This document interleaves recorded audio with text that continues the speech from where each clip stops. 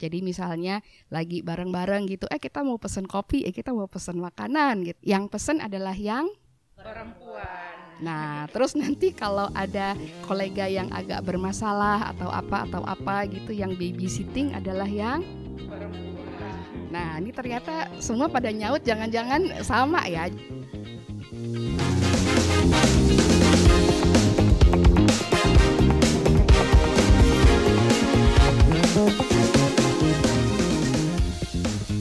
Selamat bergabung di podcast Hubungan Internasional. Podcast ini dikelola oleh Departemen Ilmu Hubungan Internasional Universitas Gadjah Mada.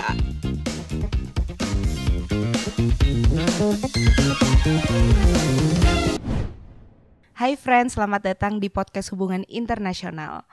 Hari ini kita akan membicarakan tentang audit gender partisipatoris. Saya Lala selaku host, dan hari ini hadir bersama kita beberapa mbak-mbak yang sangat keren. Ada Mbak Dike dari Universitas Gadjah Mada, Mbak Heni dari Universitas Brawijaya, ada juga Mbak Nopi dan Mbak Diah dari Universitas Parahyangan, dan ada Mbak Karina dan Mbak Derina dari Universitas Islam Indonesia.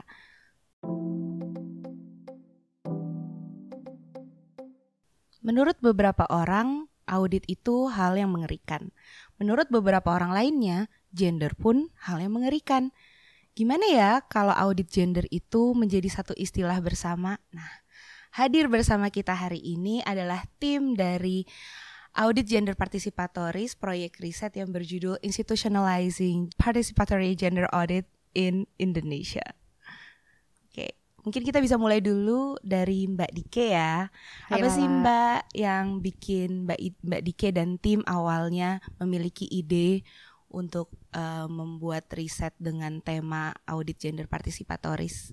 Oke, jadi kita kan tahu ya, kekerasan seksual itu bukan soal seks saja, bukan soal perilaku seks saja yang bisa ditangani dengan menasehati orang supaya tidak melakukannya, atau menghukum orang supaya jera atau takut gitu.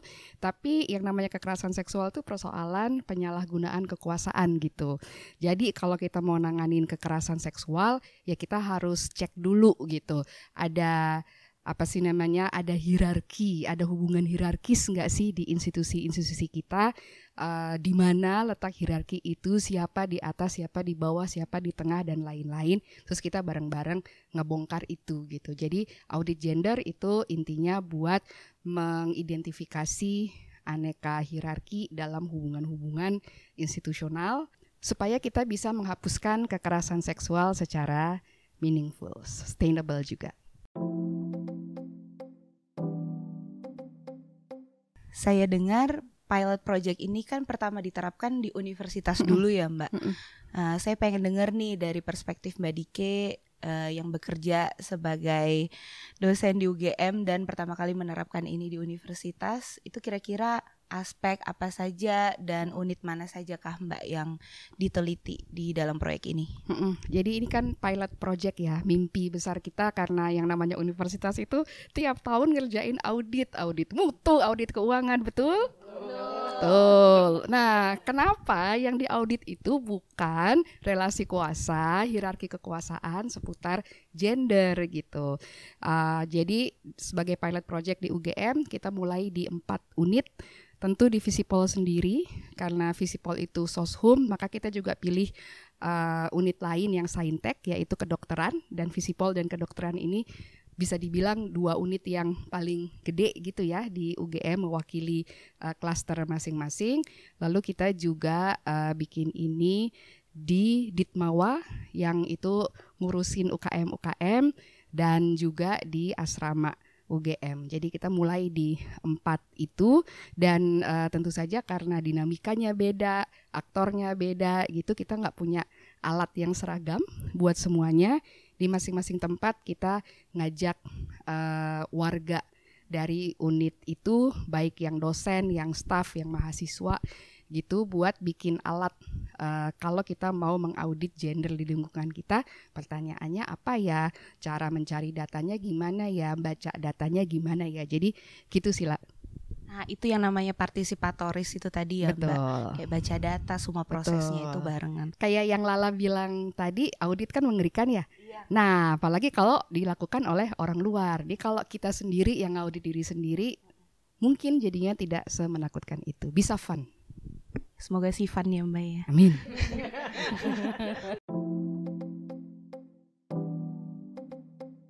Kan tadi ada 4 unit, Visipol, FKKMK, Ditmawa, sama Residence ya. 4-4-nya aspeknya sama semua atau berbeda, berhubung dinamikanya beda-beda Mbak? Beda-beda. Jadi yang di Visipol waktu itu tim yang ada di sini memutuskan yang mau diaudit itu tata kelola internal dulu gitu. Karena prinsipnya kalau kita mau adil gender ya mulai dari tata kelola internal dulu. Sementara kalau yang FKKMK mereka justru mulai dari hubungan di dalam kelas. Karena yang namanya universitas itu kebanyakan interaksi di situ ya. Jadi ruang kelas, residensi, lab dan yang lain-lain. Nah, kalau yang di Ditmawa yang di audit itu UKM, jadi internal masing-masing UKM. Artinya pada pilot project ini mereka belum melihat misalnya hubungan antar UKM atau hubungan UKM dengan rektorat dan unit-unit lain di universitas maupun dengan masyarakat. Lalu di asrama yang dilihat adalah layanan kepada penghuni asrama. Menarik sekali. Nah, kita beruntung banget nih hari-hari ini gak cuma dari Mbak Dike aja yang hadir, tapi juga ada teman-teman dari Universitas Brawijaya dan juga dari Universitas Parahyangan dan Universitas Islam Indonesia yang masing-masing punya pandangan dan prosesnya sendiri untuk menerapkan audit gender partisipatoris. Selanjutnya mungkin dari Mbak Heni bisa menjelaskan Mbak, gimana sih proses untuk implementasi proyek ini di Universitas Brawijaya? Oke, terima kasih. Kalau untuk di Universitas Brawijaya, yang menjadi unit audit kita adalah International Office, atau kalau di UB kita namanya International Academic Affairs, dan IRO, International Relation Officer. Itu semacam IO tapi di level fakultas gitu. Karena memang mereka itu adalah pintu utama internasionalisasi UB gitu ya. Jadi kita pikir itu cukup strategis untuk melihat bagaimana persoalan gender ini dilihat, apakah mereka sudah masih dalam taraf netral gender atau sensitif gender atau mungkin sudah responsif gender gitu. Dan kemudian kita juga seperti yang disarankan, alat analisisnya muncul dari diskusi kita bersama. Dan kemudian kita menghasilkan 6 alat analisis yang kemudian disepakati menjadi bagaimana kita mengaudit kondisi gender di masing-masing unit seperti itu. Menarik banget nih. Selanjutnya mungkin dari Mbak Nopi dan Mbak Diah ya, di sini dua-duanya dateng. Iya dong. Bisa menjelaskan gimana kalau proses dan scope juga aspek apa yang diteliti untuk Universitas Parahyangan? Oke, ya. Kalau Unpar agak berbeda lagi nih ya. Emang kan kita harus beda-beda ya supaya seru gitu ya. Kalau di Unpar tuh kebetulan yang kami lihat adalah RPS-nya. Jadi rencana pembelajarannya, mungkin kita tahu semua bahwa dosen kan memang dalam tanda kutip diundang ya. Kalau saya nggak mau pakai kata dipaksa ya, untuk membuat RPS begitu ya. Dan RPS-nya harus berbasis OBI begitu kan. Nah, kami mencoba untuk melihat RPS yang ada di Prodi Sarjana HI di Unpar itu gimana sih? Apakah sudah ada bau-bau yang mengerikan tadi itu gitu ya, atau belum gitu, kira-kiranya gimana. Dan kami mencoba untuk mengintip ke dalam 78 RPS. Ya, jadi sebenarnya agak-agak pusing juga saya jujurnya ya. Tadinya mikirnya kayaknya sedikit tapi ternyata 78. Nah, Mbak Diah nih yang bikin alat ukurnya untuk mengukur 78 RPS itu mau dibedah kayak gimana? Gimana Mbak Diah? Sebenarnya mau pengakuan dulu, bukan saya sendiri yang membuat alat ukur, tapi kami bersama-sama satu tim menyepakati bagaimana sih sebenarnya kita mau melihat RPS ini gitu ya, bahwa kita hanya berhadapan dengan dokumen nih, soalnya kita tidak bisa bertanya lebih lanjut, lebih dalam. Jadi kita harus tahu kira-kira apa sih bagian yang bisa kita lihat secara dokumen saja. Jadi di sini kami melihat komponen dari deskripsi mata kuliah, capaian pembelajaran, kemudian pokok bahasan, terus juga referensi, itu juga kami lihat. Apakah misalkan kalau misalkan deskripsi, apakah sudah mencantumkan kata-kata kesetaraan secara eksplisit atau sebetulnya sudah ada nilai-nilai implisit di dalam deskripsi mata kuliah atau capaian pembelajaran yang memang ada nilai-nilai keadilan, keadilan gender, inklusivitas gitu. Jadi tidak terbatas hanya pada itu, kita juga melihat seperti referensi pendukung. Apakah sudah ada referensi pendukung yang menggunakan perspektif dari global majority misalkan kayak gitu. Dan apakah penulisnya itu kebanyakan dari global north kah atau global majority? Karena itu kan cukup jadi salah satu concern di dalam hubungan internasional di Indonesia ini gitu, kurang lebih.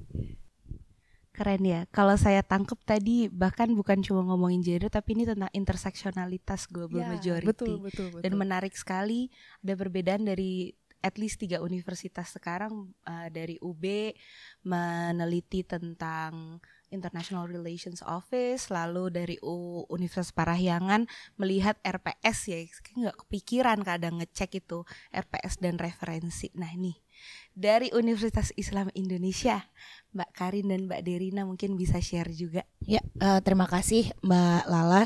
Jadi tadi kalau kata Mbak Novi kan harus berbeda ya, maka kita di Hubungan Internasional Universitas Islam Indonesia kami memutuskan untuk mengukur layanan yang diberikan oleh program studi HI kepada mahasiswa, karena kan penerima layanan paling utama atau pemangku kepentingan paling utama di prodi itu kan adalah mahasiswa gitu. Dan ini menarik buat kami karena ada 3 poin. Yang pertama, kita kan tidak secara eksplisit sebetulnya bilang bahwa layanan ini udah pasti adil gender dan seterusnya gitu. Tapi ada upaya dari prodi kita untuk menjaga dan melakukan itu gitu, supaya nilai-nilai gender itu tetap dimasukkan. Yang kedua, ada pemahaman dan awareness atau kesadaran yang berbeda tentang apa sih sebenarnya adil gender itu di kalangan mahasiswa dan bahkan mungkin juga dosen dan tendiknya sendiri.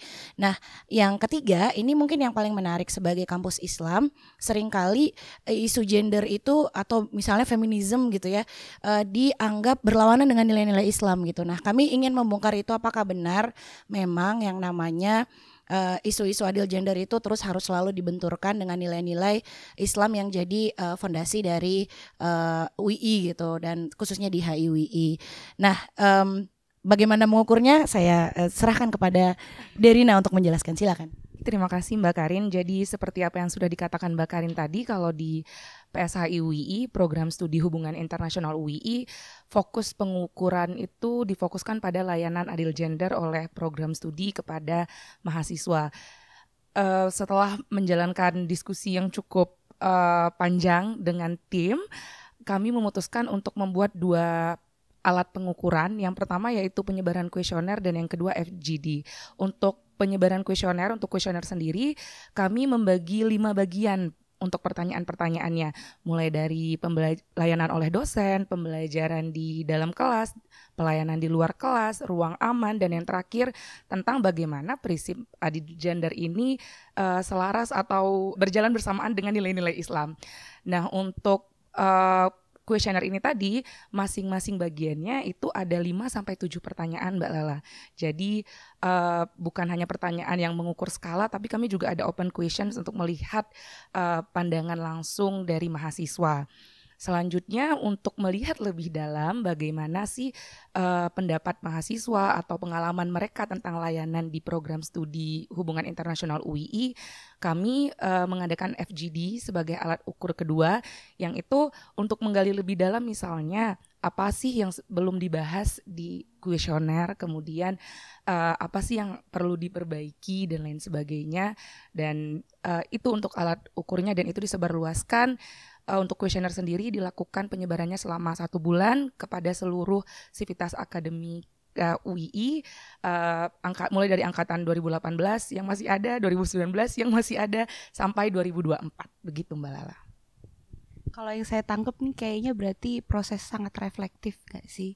bisa kayak semacam ngecekin lagi nih kita gimana sih hubungannya dengan mahasiswa gitu ya. Saya jadi pengen tahu nih kalau tadi ngomongin proses dan juga scope, mungkin dari Mbak Dike dulu bisa menjelaskan temuan besarnya Mbak setelah meneliti 4 unit di UGM. Nah, kalau soal temuan tentu saja di masing-masing dari 4 unit itu beda-beda ya, dan mungkin bukan pada tempatnya juga saya bercerita ke publik tanpa konsen mereka yang melakukan audit kepada diri sendiri. Cuman temuan yang mirip dan ada di 4 tempat itu, yang pertama, kalau dari segi aturan sih kayaknya udah nggak beda-bedain gitu ya antara laki-laki dan perempuan gitu. Yang artinya juga secara formal udah nggak ada gender division of labor, pembagian kerja berbasis gender. Kalaupun ada, itu ada upaya-upaya buat menanganinya. Misalnya kalau di Visipol gitu, mereka sadar selama ini keamanan itu dianggap sangat maskulin. Nah, kemudian cara mengkalibrasinya adalah merekrut gitu security officers perempuan gitu ya, atau juga di FKKMK ada departemen gitu yang hampir semuanya perempuan. Jadi kemudian waktu rekrutmen itu secara sengaja mencari staf laki-laki. Jadi masih ada persoalan gender division of labor, tapi itu sudah disadari dan dicoba tangani melalui rekrutmen dan yang lain-lain. Nah, yang kedua yang lebih menarik sebetulnya soal gender expectation of labor gitu. Hanya karena seseorang itu laki-laki atau perempuan, maka orang di sekelilingnya punya ekspektasi bahwa dia akan melakukan hal-hal ekstra gitu. Jadi baik mahasiswa maupun staf maupun dosen merasa misalnya tugas-tugas keperawatan gitu ya, care work gitu, secara istilahnya secara aklamatif gitu jatuh ke teman-teman perempuan gitu. Jadi misalnya lagi bareng-bareng gitu, kita mau pesen kopi, kita mau pesen makanan gitu. Yang pesen adalah yang perempuan. Nah, terus nanti kalau ada kolega yang agak bermasalah atau apa gitu, yang babysitting adalah yang perempuan. Nah, ini ternyata semua pada nyaut, jangan-jangan sama ya. Jadi yang pengen aku garis bawahin sebenarnya persoalan kesetaraan atau ketidaksetaraan gender, ketidakadilan gender itu bukan sekedar di gender division of labor, tapi gender expectation of labor, di mana teman-teman perempuan mengambil mental load care work yang jauh lebih banyak daripada yang laki-laki, dan ujung-ujungnya ini kelihatan gitu. Misalnya teman-teman perempuan akan punya masa capai yang lebih panjang gitu untuk sampai ke posisi-posisi tertentu atau sampai pangkat-pangkat tertentu dan lain-lain gitu sih. Oke, menarik banget Mbak Dike. Mungkin Mbak Heni kali ini di Universitas Brawijaya Mbak, kalau di IRO-nya gimana Mbak temuan besarnya? Oke, tadi mungkin saya belum membahas sedikit tentang metode bagaimana kita melakukan audit ini ya. Jadi memang awalnya kita bikin tim 10, tim yang terdiri dari orang-orang yang memang berpotensial untuk bisa secara kritis menggali, mengeksplorasi persoalan-persoalan gender di lingkungan internasionalisasi Brawijaya ini. Kemudian kita menghasilkan sebuah alat bersama yang kemudian kami FGD-kan kepada 18 International Relation Officer di semua fakultas di UB, karena kita di fakultasnya ada 18. Jadi semuanya kemudian kita uji cobakan dan juga sekaligus kita lakukan in-depth interview per fakultas gitu. Itu, dan kemudian nyontek ya, nggak apa-apa ya. Ada 4 temuan besar sejauh ini. Kita masih terus menganalisis, menggodok, karena kemudian kita pengen melihat sisi-sisi kritisnya. Tapi ada beberapa pola penting yang kami temukan. Yang pertama, sebenarnya representasi relatif seimbang. Artinya jumlah staf laki-laki dan perempuan tuh hampir setara. Bahkan di beberapa unit perempuan mendominasi kepemimpinan. Itu yang pertama. Dari total 65 staf itu ada 36 perempuan dan 29 laki-laki itu sebagai officernya International Office di tiap fakultas. Nah, Yang kedua, praktek sehari-hari cukup inklusif, misalnya pembagian kerja cukup adil, mobilitas mahasiswa juga terbuka untuk semua gender. Bahkan di beberapa fakultas memang menetapkan harus 50% laki-laki, 50% perempuan. Gitu. Tetapi, nah bagusnya dulu ya. Tetapinya barusan. Tetapi ternyata kebijakan formalnya masih lemah. Karena sebagian besar unit belum punya roadmap, belum punya SOP, apalagi audit gender gitu ya, yang terstruktur. Jadi ada kesenjangan besar antara praktek dan kerangka formal. Dan temuan yang lain tuh kami menilai adanya blind spot budaya. Jadi kayaknya ada rasa sungkan perempuan kalau ada rombongan ke luar negeri rata-rata laki-laki, udah bapak-bapak aja. Nah itu kemudian perempuan merasa didominasi laki-laki.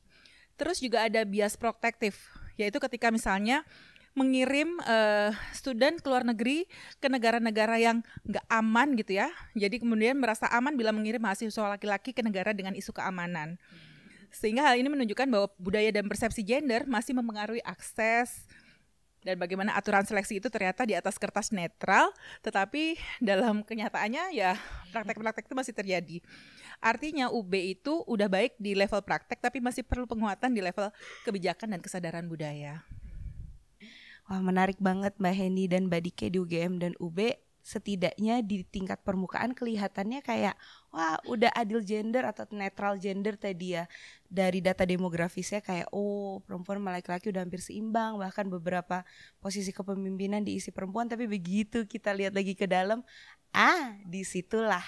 Nah sekarang ke Mbak Nopi dan Mbak Diah nih, RPS pengen banget tahu apa temuan besarnya kalau kita lihat RPS. Kok jadi sedih ya? Soalnya dari tadi ngomonginnya manusia gitu kan semuanya ya. Kalau kami kok dokumen gitu ya, PDF gitu yang dibolak-balik PDF gitu ya. Kami beruntung banget ada banyak mahasiswa sekitar 12 ya kalau nggak salah ya. Mahasiswa yang secara suka dan rela itu terrekrut ya, direkrut untuk memelototin gitu ya, melihat RPS itu secara teliti. Dan karena ini alatnya dibangun bersama, jadi mereka juga merasa kayak punya kepemilikan ya. Dan mereka jadi ketika melototinya jadi gini. Momen-momen itu yang menurut saya jadi menarik ya dalam pembelajaran, karena sebetulnya kan RPS dibuatnya untuk mereka juga gitu ya. Meskipun kadang-kadang sejujurnya setengah hati lah ya bikinnya gitu kan ya. Yang penting ada masuk ke sistem informasi. Kok jadi curhat? Ya, dari 78 itu Mbak Lala, ternyata yang dominan, yang terbesar 66%. Jadi kami waktu habis selesai proses mengulik atau mengupas RPS tadi, kami sudah meminta izin kepada para dosen ya di lingkungan Prodi HI dan sudah menyampaikan hasilnya, dan mereka memang cukup tercengang gitu ya. Gitu ya. Nah itu ya momen-momen gitunya itu. Karena mereka jujur aja kan selama ini bikin nggak kepikiran lah hal yang kayak gitu ya. Jadi ketika dibukakan matanya berkaitan dengan gender dan segala macam, nah itu O-nya barengan. Nah jadi 66% RPS mata kuliah itu sebetulnya sudah mulai mempertimbangkan isu gender, keadilan dan inklusivitas. Itu yang terbesar, 66%. Lalu diikuti oleh 19% ya, itu sudah mulai memberikan perhatian secara khusus. Ya, jadi ya masih ada alhamdulillahnya begitu ya terhadap isu gender, keadilan dan inklusivitas. Lalu diikuti oleh 12% RPS mata kuliah yang belum mempertimbangkan isu gender, keadilan dan inklusivitas. Dan yang terkecil 4% itu sudah memberikan perhatian, mempertimbangkan dan menyebutkan secara khusus isu gender, keadilan dan inklusivitas. Jadi ya 4% better than nothing. Gimana Mbak Diah, mau nambahin sesuatu nggak? Dari temuan itu semua, Mbak Lala, kami juga menemukan bahwa di RPS itu seperti gimana ya, mindsetnya para dosen tuh ada yang namanya, setelah kita berdiskusi juga ya Mbak Dike, ada yang namanya sterilization ya, menganggap bahwa beberapa mata kuliah yang memang udah gini aja, nggak perlu ada aspek-aspek gender, nggak perlu dibunyikan nilai-nilai inklusivitas, kesetaraan gitu ya. Contohnya seperti statistika sosial gitu. Kayak apa yang mau digenderin gitu kan. Tapi ternyata setelah berdiskusi ada misalkan data terpilih gender itu ternyata dibutuhkan untuk mengambil kebijakan yang lebih tepat secara target misalkan gitu kepada memang pada beneficiary misalkan gitu.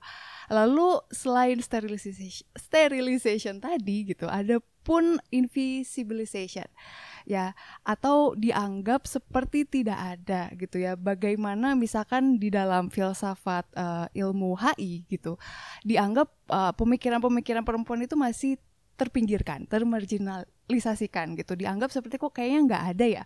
Padahal kalau misalkan kita agak gali lebih dalam gitu ya, referensi terutama atau enggak perspektif alternatif itu sebetulnya ada kok dari global majority, ada kok dari perempuan atau misalkan kelompok masyarakat adat gitu ya. Tapi memang belum banyak digunakan dan itu pun memang perlu upaya lebih dalam lagi ya, tentu saja gitu ya. Dan ini memang sebuah proses bagi kami juga untuk ya berefleksi, oh sebenarnya kita tuh butuh juga loh untuk mengangkat hal-hal ini gitu ya, dan baru tersadar bahwa ya ini harus menjadi concern kita gitu ke depannya gitu.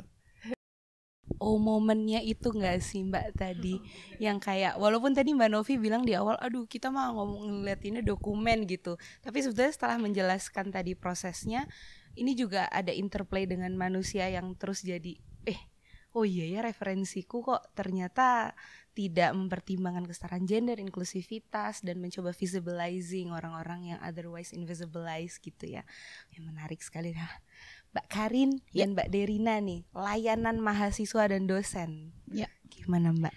Saya ikut nyontek juga, tapi jadi pada dasarnya mungkin di permukaan juga kita menemukan secara general tuh tidak ada masalah yang serius kalaupun kita dengan sengaja mengukur kan gitu. Jadi kan untuk mengetahui sebetulnya pemahaman atau awareness tentang adil gender itu penting atau tidak, di kuesioner kita tanyakan dulu sebelum kemudian kita tanya udah adil apa belum gitu. Jadi kan kita tanya dulu menurut mereka apakah penting. Salah satu pertanyaan yang muncul misalnya, apakah penting ketika dosen membagi kelompok di kelas itu memperhatikan jumlah gendernya laki-laki perempuannya sama atau tidak gitu. Menurut mereka penting atau tidak. Nah kalau soal pertanyaan ini baru kemudian ditanya apakah itu sudah dipraktikkan atau belum. Apakah ada kelas yang sudah memperhatikan itu atau sebagian besar atau semua kelas sudah melakukan itu atau belum. Nanti mereka jawabnya setuju sekali, sangat setuju, tidak setuju dan seterusnya.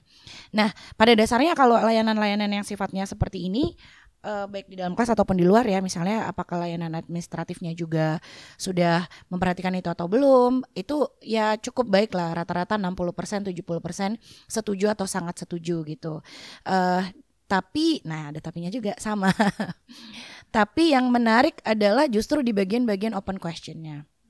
Kalau kita tanya yang sifatnya setuju tidak setuju tadi, misalnya nih pertanyaan soal apakah Prodi HI sudah menciptakan ruang aman untuk mahasiswa gitu.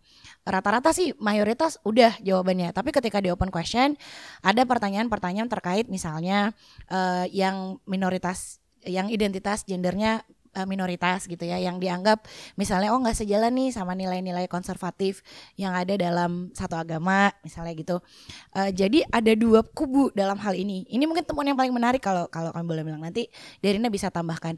Jadi yang satu, yang konservatif merasa ruang aman itu tidak ada karena merasa terganggu dengan identitas gender yang berbeda ini, dan yang kubu yang satunya merasa karena dia minoritas dan mungkin tidak disukai atau dijudge atau dianggap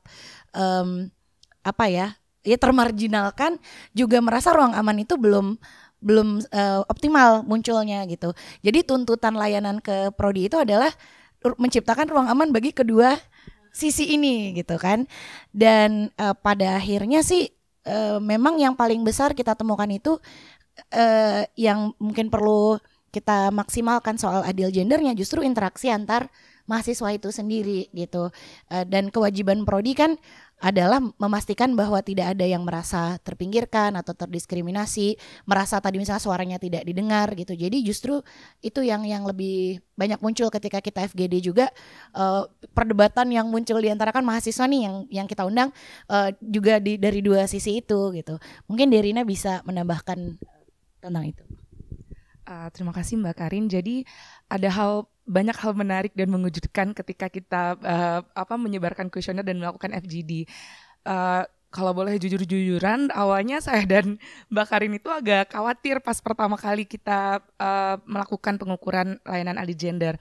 Khawatirnya lebih kepada, ini mahasiswa mau nggak ya ngisi kuesioner sebanyak ini, terus mereka nanti ngisinya asal-asalan nggak ya, atau kayaknya mereka bakal bodo amat lah dengan apa isinya gitu. Dan ternyata ketika kita baca hasil kuesionernya, rata-rata kelihatan antusiasme mahasiswa terkait pengukuran ini, Mbak. Jadi selain ada banyak poin-poin yang memang mereka isi sungguh-sungguh, kemudian open questionnya tuh pada rata-rata diisi gitu. Jadi itu yang bikin kita senang gitu. Jadi dan mereka mengisinya dengan sangat serius. Jadi seperti yang sudah dikatakan Mbak Karin juga tadi, hal menarik lainnya adalah ternyata ada banyak juga yang menuntut agar pengukuran ini ditindaklanjuti. Mereka pengen nih ada FGD, mereka pengen ada FGD lebih lanjut dan ini dilakukan secara berkala dan lain sebagainya. Ada monitoring dan lain sebagainya. Dan ada satu hal lagi yang menarik terkait nilai prinsip-prinsip dasar Islam, apakah itu bertentangan dengan apakah layanan alih gender itu bertentangan dengan prinsip-prinsip atau nilai-nilai dasar Islam gitu. Ada banyak di open question itu yang menjawab bahwa ini tidak bertentangan, bahkan sejalan, dan bahkan mereka menuliskan ayat-ayat, kemudian firman-firman dan lain sebagainya. Ini tidak bertentangan sama sekali, malah sebenarnya Islam itu sangat mendukung terkait hal ini, dan bahkan kita tuh udah punya ukuran terkait layanan adil gender itu yang bagaimana gitu. Dan kuesioner itu juga meng-capture bahwa setiap mahasiswa punya pandangan dan definisinya tersendiri terkait bagaimana layanan adil gender. Jadi itu secara garis besar yang kita hasil dari pengukuran kita di UII gitu, Mbak. Menarik banget ya dari temuan Mbak Karin sama Mbak Derina. Justru banyak mahasiswa yang minta bahkan ada follow up ya lagi kalau bisa berlanjut gitu ya.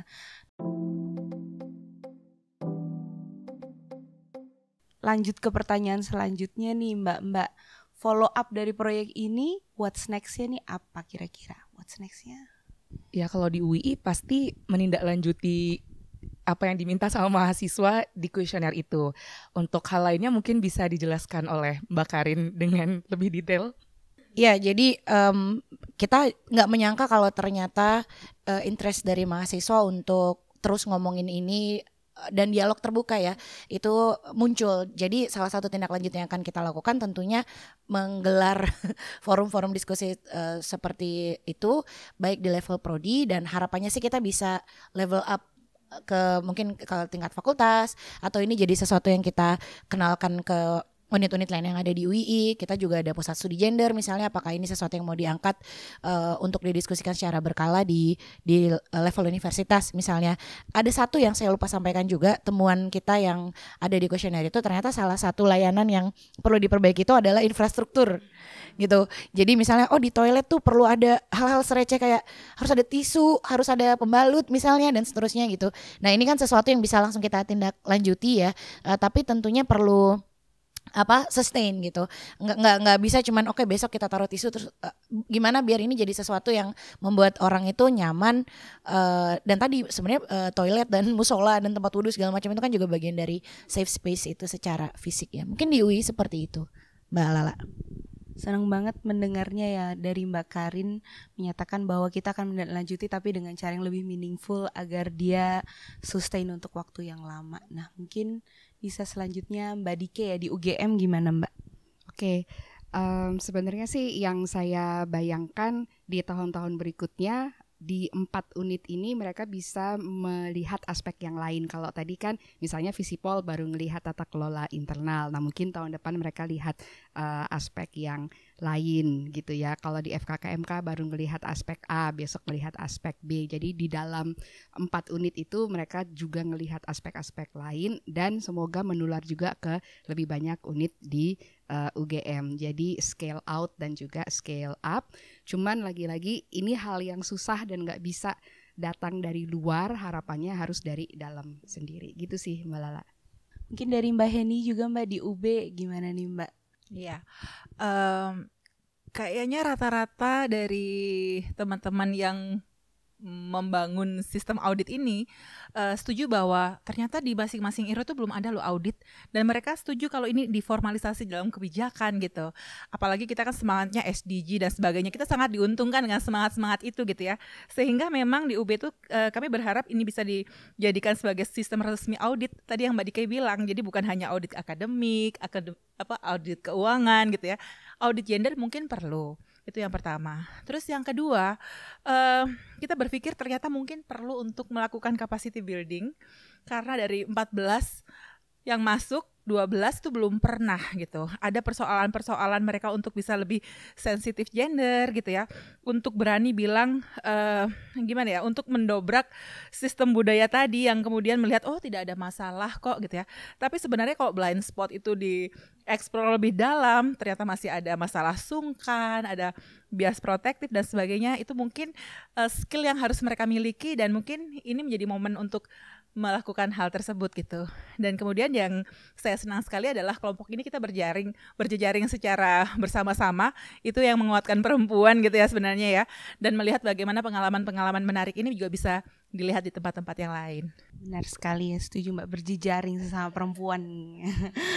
Kalau terakhir nih Mbak, dari Mbak Nopi dan Mbak Diah di Universitas Parahyangan gimana nih? Oke, kalau di Unpar itu yang pertama memang yang pasti ya kami pengen OO-nya tadi itu ya, oh begini, oh begitu tuh dilanjutkan menjadi sesuatu yang memang muncul ya secara eksplisit. Jadi harapannya nanti teman-teman, karena kan RPS tuh katanya harus selalu dievaluasi ya setiap tahun ya. Nah mudah-mudahan tahun depan ini kami akan bisa mengevaluasi dan mulai memasukkan yang tadi kata Mbak Dia, sterilization and invisibilization gitu ya. Mulailah menjadi visibility, mulai jadi kelihatan gitu loh, visual gitu. Jadi berani untuk ngomong sesuatu yang secara tertulis. Itu sih yang pertama. Yang kedua pastinya ini juga jadi aset yang membanggakan, karena jadinya ada pelampauan ya. Ketika diaudit oleh lembaga pengendali mutu internal di Unpar gitu kan, kami bilang sebentar, kami sudah melakukan sesuatu yang belum Anda lakukan gitu kan ya. Jadi pelampauan banget kan gitu. Jadi itu juga akan dilaporkan bulan ini, kebetulan kami ada audit gitu ya. Jadi akan dilaporkan oleh Kaprodinya itu. Lalu yang ketiganya juga karena kami tuh mungkin bawaan dari Orok tuh provokator mungkin ya. Jadi kami sudah berhasil, alhamdulillah nih ya, sudah berhasil mengumpulkan teman-teman di Bandung Circle. Jadi HI di Bandung itu sudah berhasil kumpul di suatu pagi dengan ditemani kacang rebus, singkong rebus gitu ya, dan jagung rebus. Lalu kami sharing tentang apa yang kami sudah lakukan dan kami temukan. Dan ternyata teman-teman Bandung Circle tuh kayak wow, ini bisa nih, kayaknya bisa kita coba. Nah alhamdulillah mereka sudah mulai terprovokasi gitu ya, dan itu sudah akan mulai ditindaklanjuti, di mana bulan ini kami akan melakukan kunjungan ke salah satu universitas di kota Bandung yang belum punya mata kuliah gender. Ya, saya nggak boleh sebutin dulu lah ya, karena ini kan ya gitulah ya, yang tahu-tahu aja lah ya. Nah jadi itu gitu, jadi bulan ini ya kita udah diundang ke sana untuk langsung memprovokasi para pembuat kebijakannya. Katanya sih sampai rektornya akan hadir gitu ya. Saya harus cepat-cepat beli baju nih. Supaya bisa mendorong supaya ada mata kuliah gender ke depannya, dan itu bukan hanya untuk prodi HI aja, tapi ada prodi sebelah juga yang katanya ikut terprovokasi gitu kan. Jadi multiple efeknya berjalan nih kayaknya gitu ya. Dan yang pasti kita barengan akan muncul di Venas gak sih, ya kan? Karena dosen HI akan kumpul semua se-Indonesia di Unsud, di Purwokerto, dan kami akan mempresentasikan apa yang sudah kami lakukan dan apa yang akan kami lakukan sebagai bagian dari komunitas epistemik gender dalam HI. Keren banget gak sih? banget Mbak, Iya keren dong. banget. Scale up, scale out ya. Walaupun ini pilot project tapi sudahlah prosesnya reflektif dan ternyata juga makin banyak memprovokasi pihak-pihak lain yang harapannya kita bisa menciptakan suasana yang adil gender, baik itu di lingkungan rumah, sekolah, dimanapun kita berada. Terima kasih sekali Mbak Dike, Mbak Heni, Mbak Nopi, Mbak Diah, Mbak Karin dan Mbak Derina sudah menyempatkan sore ini untuk diskusi tentang audit gender partisipatoris. Semoga podcast ini pun bisa juga memprovokasi lebih banyak orang yang mendengar untuk menciptakan ruang yang adil gender dimanapun kita berada. Terima kasih.